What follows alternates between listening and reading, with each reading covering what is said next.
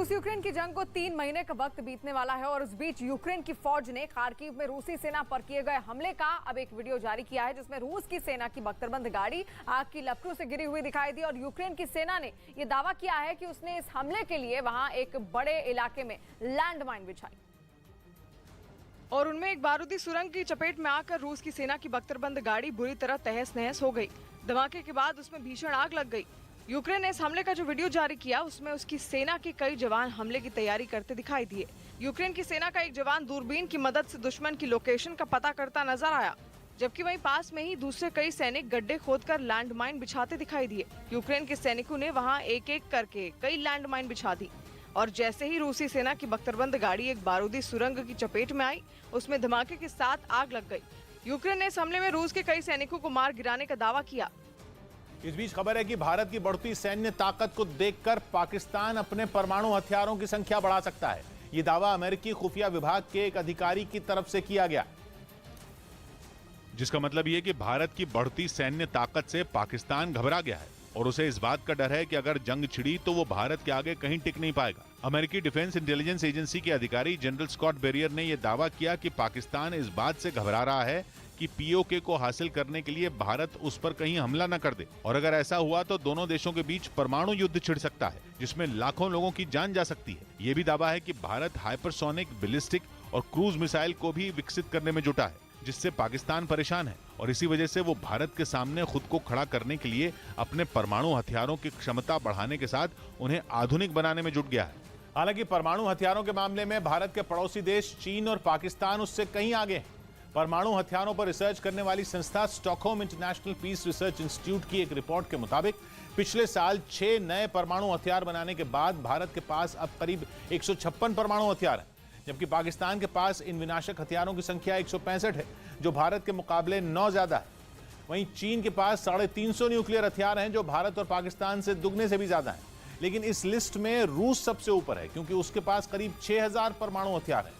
तो वहीं super power America के पास न्यूक्लियर हथियारों की संख्या करीब 5500 है। और यूक्रेन को अमेरिकी मदद लगातार जारी है। अमेरिका ने एक बार फिर से यूक्रेन को करीब 774 करोड़ की सैन्य मदद दी है, जिसमें 18 होवित्जर तोप और 18 सैन्य सामरिक वाहन, 3 रडार और अन्य सैन्य सहायता दी गई है। तो लगातार अमेरिका की ओर से ये सहायताएं दी जा रही हैं, क्योंकि इससे पहले यूक्रेन पश्चिमी देशों से आग्रह कर चुका है कि उसको हथियारों की जरूरत है ताकि वो लगातार रूस के सामने डटा रहे। तो ऐसे में सैन्य सहायता यहाँ पर 18 होवित्जर तोप और 18 सैन्य वाहन अमेरिका की ओर से यूक्रेन को दिए गए हैं।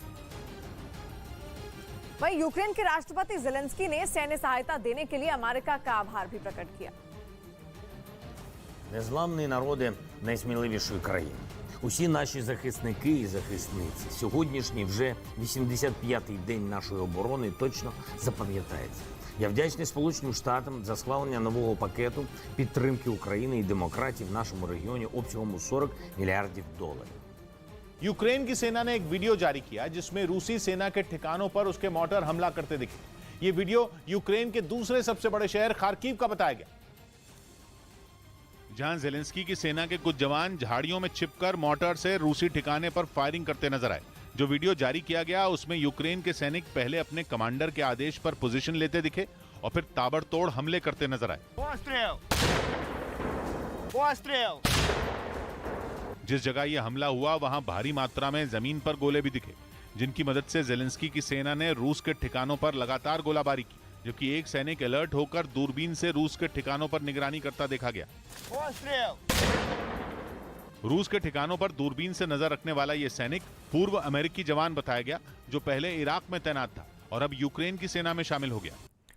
और वहीं ऑस्ट्रेलिया ने भी यूक्रेन को सैन्य सहायता देने का ऐलान कर दिया है। ऑस्ट्रेलिया ने 14 M113 बख्तरबंद गाड़ियों की मदद का ऐलान किया है। साथ ही 20 बुशमास्टर सैन्य वाहन भी मदद के लिए दिए जाएंगे। इन सैन्य वाहनों की लागत करीब 471 करोड़ रुपए है। इसके साथ ही ऑस्ट्रेलिया ने मेडिकल सहायता भी दी है।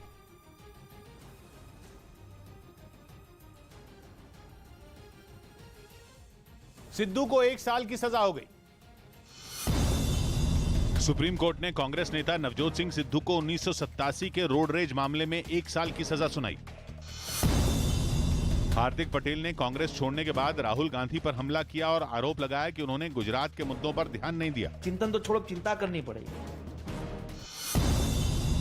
जापान दौरे में क्वाड समिट के अलावा प्रधानमंत्री मोदी और अमेरिकी राष्ट्रपति के बीच अलग से भी बैठक होगी।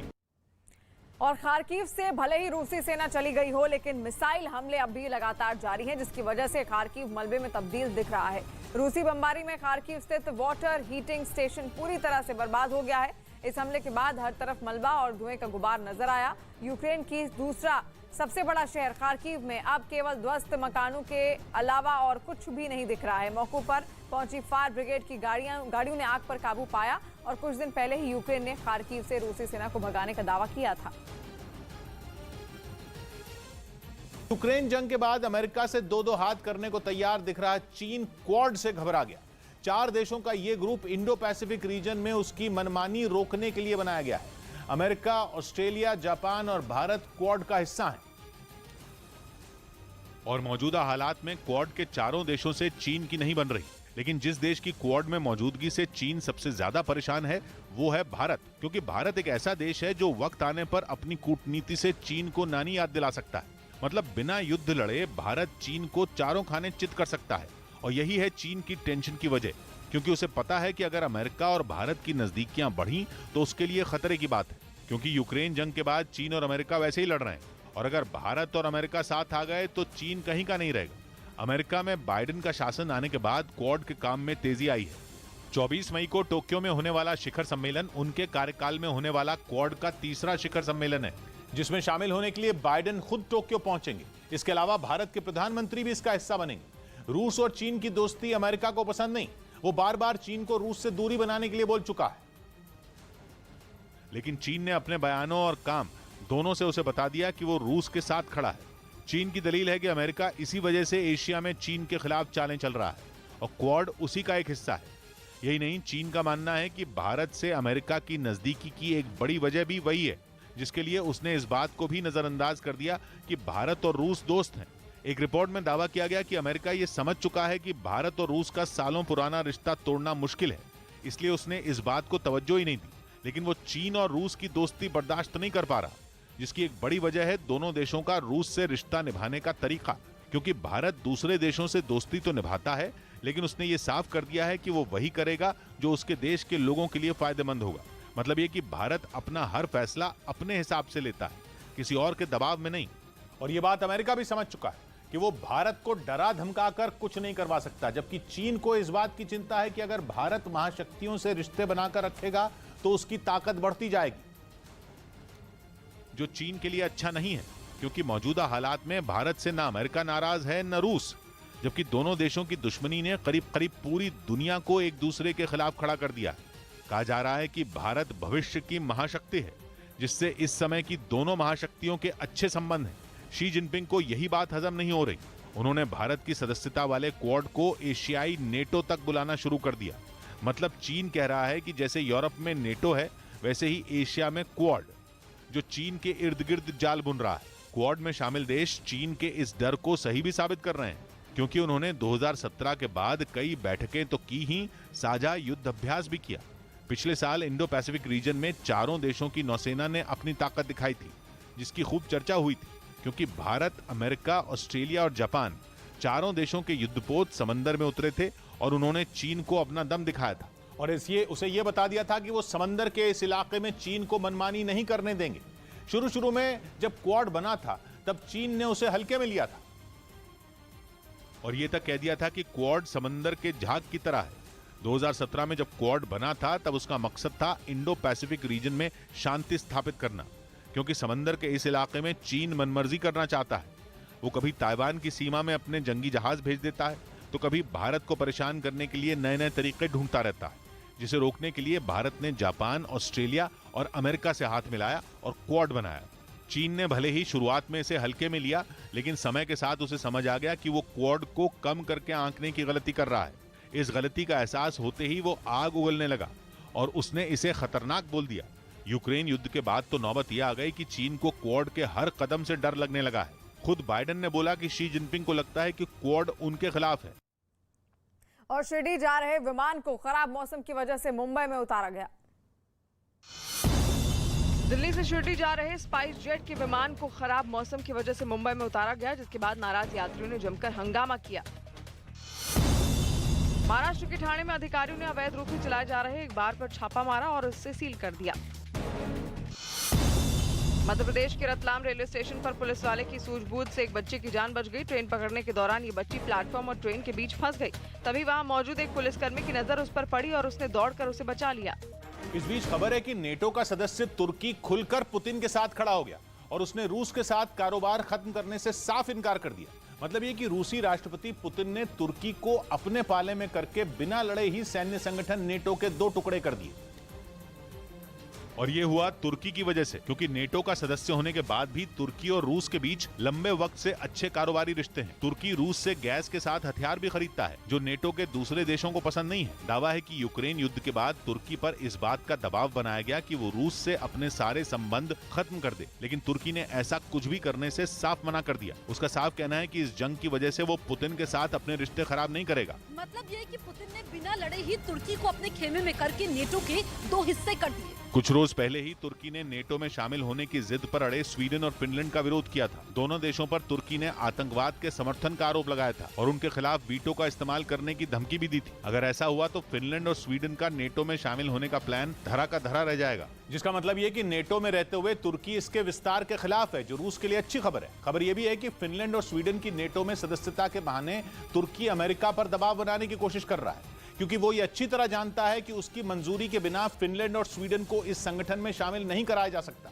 जिसके लिए तुर्की का हथियार नेटो का वो नियम है जिसके तहत किसी भी नए सदस्य को जोड़ने के लिए मौजूदा सभी सदस्य देशों की मंजूरी जरूरी है। और फिलहाल 30 देश नेटो के सदस्य हैं, जबकि तुर्की 1952 से ही इस सैन्य संगठन का हिस्सा है। ऐसे में अमेरिका को भी पता है कि स्वीडन और फिनलैंड को रोकने के लिए तुर्की वीटो का इस्तेमाल कर सकता है। इसीलिए अब तुर्की अपनी सहमति के लिए अमेरिका से इसकी कीमत वसूलने में जुटा है और उसने रूस से अपने संबंध नहीं तोड़ने का ऐलान कर ये जाहिर भी कर दिया। और इधर भयंकर बाढ़ की चपेट में अब केवल असम नहीं बल्कि पूर्वोत्तर के कई सारे राज्य कुदरत के क्रोध का सामना करने को मजबूर हैं। अरुणाचल प्रदेश, त्रिपुरा और मिजोरम के अलावा मणिपुर पर भी अब बड़ी आफत साफ दिख रही है। जबकि सबसे ज्यादा परेशान करने वाली बात यह है कि मौसम विभाग ने अभी कुछ दिन और बारिश होने की चेतावनी जारी कर दी है। जबकि आसमान से बादल पहले ही असम में भारी मुसीबत बनकर बरस चुके हैं। खेतों में कुछ दिन पहले तक लहरा रही फसलें बर्बाद हो चुकी हैं। सड़कें, मैदान, स्कूल, सरकारी दफ्तर या लोगों के घर, सब कुछ पानी में डूबा हुआ दिख रहा है। बाढ़ में फंसने वाले लोगों की गिनती लाखों में है। मरने वालों की गिनती भी लगातार बढ़ रही है। लोग पानी के बीच मदद की उम्मीद लगाए अपने ही घरों में कैद हैं। खाने पीने का सामान भी खत्म हो चुका है। लोगों की मदद के लिए एसडीआरएफ और एनडीआरएफ ही नहीं बल्कि सेना भी पूरी ताकत लगा रही है। लेकिन रेल लाइनें ठप हैं, सड़कें गायब हैं, मदद पहुंचाने के सारे रास्ते बंद हैं। पूरा असम जैसे किसी समुद्र का हिस्सा बना हुआ है। इसीलिए राहत और बचाव का ऑपरेशन भी बेहद मुश्किल बना हुआ है। लेकिन डराने वाली बात यह है कि मौसम विभाग को अभी और बारिश होने का अनुमान है और पहले से ब्रह्मपुत्र नदी का उफान असम के लिए मुसीबत बना हुआ है। जबकि मौसम विभाग का यह अनुमान है कि अगले 7 दिन तक बारिश का दौर थमने वाला नहीं है और मौसम विभाग केवल 7 दिन का ही अनुमान लगाता है। और अभी जिन 7 दिनों के मौसम की जानकारी दी जा रही है उनमें एक भी दिन ऐसा नहीं है जब बारिश की भविष्यवाणी ना की गई हो। जबकि ये तो केवल मानसून पूर्व बरसात है। मानसून तो आने में अभी काफी वक्त बाकी है और मानसून के आने से पहले ही असम में नदियां लबालब भरी हुई हैं और हालात ये हैं कि सरकार के लिए राज्य में राहत शिविर बनाने के लिए जगह ढूंढना भी अब मुश्किल हो गया है, क्योंकि राज्य का बहुत बड़ा हिस्सा बाढ़ की चपेट में है और कुल 33 जिले ऐसे हैं जहां पर असम में और उनमें 29 जिले बाढ़ की चपेट में हैं। यह आंकड़ा खुद असम की स्टेट डिजास्टर मैनेजमेंट अथॉरिटी का है और 7 लाख से ज्यादा लोग ऐसे हैं जो बाढ़ की चपेट में हैं। इनमें 9 लोगों की जान जाने की जानकारी सरकारी एजेंसियों ने दी है और जबकि माना जा रहा है कि ये आंकड़ा इससे काफी बड़ा हो सकता है, क्योंकि बहुत से लोग मुसीबत आने के बाद भी लापता हैं, जिनकी तलाश लगातार की जा रही है। तलाश में सरकारी एजेंसियां लगी हुई हैं और दूसरी तरफ असम के पड़ोसी राज्यों में भी अब हालात बिगड़ते जा रहे हैं, जिसकी वजह से असम में बाढ़ का संकट और भी बड़ा हो सकता है। मेघालय और त्रिपुरा में भी नदियां उफान पर हैं। असम की ही तरह दोनों राज्यों के ऐसे कई हिस्से हैं जहां नदियों का पानी किनारों को काटता हुआ शहरी इलाकों में दाखिल हो चुका है। रेलवे लाइन तो पहले से ठप पड़ी है।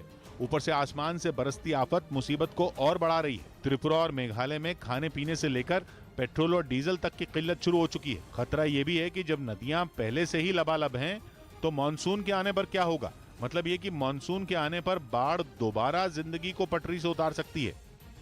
और इसीलिए त्रिपुरा में जरूरी चीजों का स्टॉक बनाए रखना सरकार के सामने अब बड़ी चुनौती हो गई है और खासतौर पर पेट्रोल का किफायत से इस्तेमाल करने को कहा जा रहा है। सरकार ने पेट्रोल की बिक्री को भी अब सीमित कर दिया है। खबर है कि त्रिपुरा के पास केवल 8 दिन का पेट्रोल बचा हुआ है और सिर्फ 5 दिन का डीजल बचा हुआ है। त्रिपुरा का हाल श्रीलंका की तरह तंगहाली वाला नहीं है। राज्य के पास खरीदने के पैसे की कोई कमी नहीं है, लेकिन कुदरत ने राज्य को लाचार कर दिया है और बाढ़ के कारण त्रिपुरा तक पहुंचने के रास्ते सब कुछ ठप हो गए हैं। रेल रूट पूरी तरह से बंद है और अगले कुछ दिनों में खुलने के कोई आसार भी नहीं दिख रहे हैं। वहां पर नियम लागू कर दिया गया है कि मोटरसाइकिल या स्कूटर के लिए केवल 200 रुपए का पेट्रोल मिलेगा और कार के लिए केवल 1000 रुपए का।